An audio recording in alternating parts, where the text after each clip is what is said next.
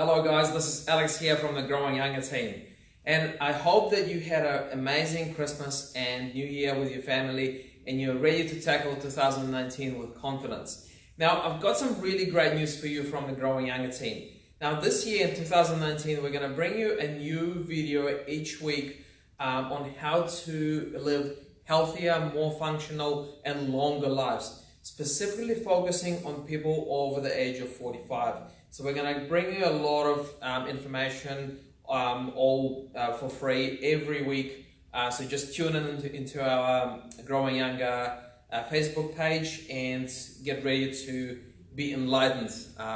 Okay, so the first video we're going to do this year is to do with stress. Now, the reason why we chose stress as the first topic to discuss is because we just survived Christmas, and for a lot of people, Christmas is associated with a lot of stress. Okay, you hosting your family, you're organizing things, and a lot of people tend to kind of get a little bit agitated and stressed about it. So we're going to address this topic first of all, and specifically we're going to discuss how stress affects your health and physical body. Now, most people realize that stress doesn't feel good. Okay, it makes us nervous. It doesn't feel great. Okay, but how does it actually affect our physical health? So we're going to go deep into that in just a minute. Okay, so first of all, what actually happens inside our body when we feel under a bit of pressure, under stress?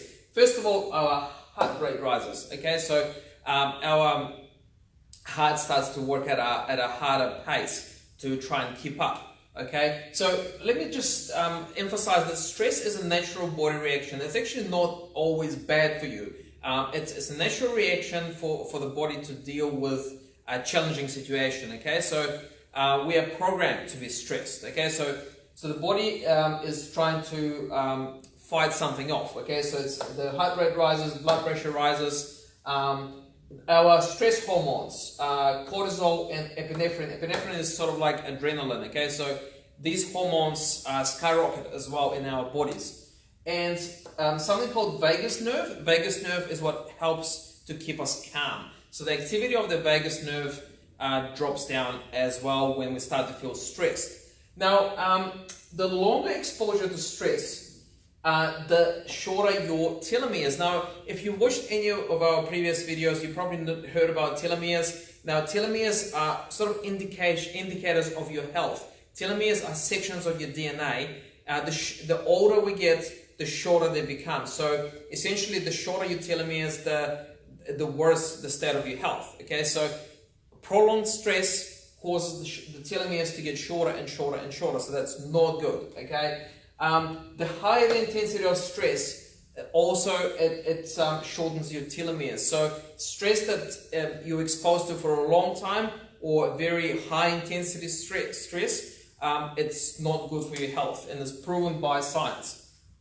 Now, not all stress is the same. Short-term stress, so you're basically your day-to-day ups and downs, that's actually not always bad. It's okay. In fact, there's some evidence to say that short-term stress actually makes us more resilient. So it makes us more resilient to future exposure to stress, okay? But it's the long-term stress that's really bad, okay? So things like caregivers, okay? So if we're caring for a relative that's has some kind of chronic disease, that long-term exposure to stress is quite bad for us. Also, burnout at work. If you're sort of trying to meet some deadlines and it's been going on for months, it's also really quite bad for your health as well.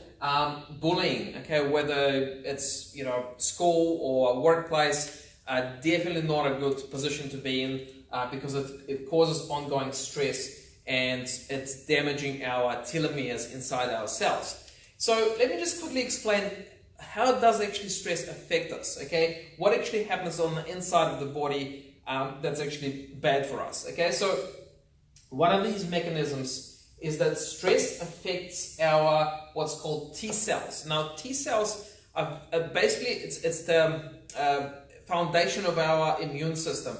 So T cells, they have the ability to specifically target and attack all the bacteria, all the nasty bugs that enter our bodies, as well as cancer cells. So from time to time, our bodies produce cancer cells And these T cells, they continuously attack and kill those cancer cells before they have a chance to become big, nasty problems, okay? So what the stress does, it actually shortens the telomeres inside those T cells, okay? So if we continuously experience stress, the telomeres inside those T cells, they get shorter and shorter and shorter and shorter, and to the point where eventually these T cells become completely dysfunctional. They're just no good. They cannot fight infection anymore, okay? So that's kind of the primary mechanism that how stress is bad for us. It makes our immune system inefficient, okay? But that's not it, okay? Apart from that effect, so once these T cells become, the telomeres inside those T cells become so short, they can't function anymore. They don't die straight away, unfortunately. They actually hang around, okay? So even though they're completely dysfunctional, they still hang around. So I've just drawn a picture here. Now, what actually these dysfunctional T cells do inside our bodies, they actually spoil other T cells. So they produce a chemical called cytokine, okay?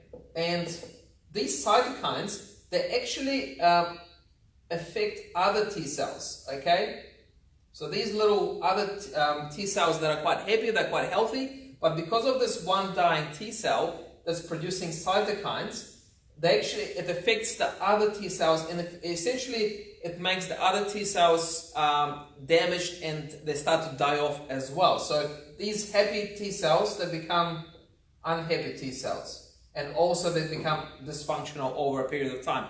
So a good example to think of is when you have a rotten apple and you put it inside a bunch of other apples, essentially it actually spoils other good apples, okay? So pretty much exactly the same effect. Once the stress causes one T cell to become damaged like that, that one T cell starts to cause damage to other T cells around it, okay? So that's just to emphasize that stress has this really bad effect on your immune system.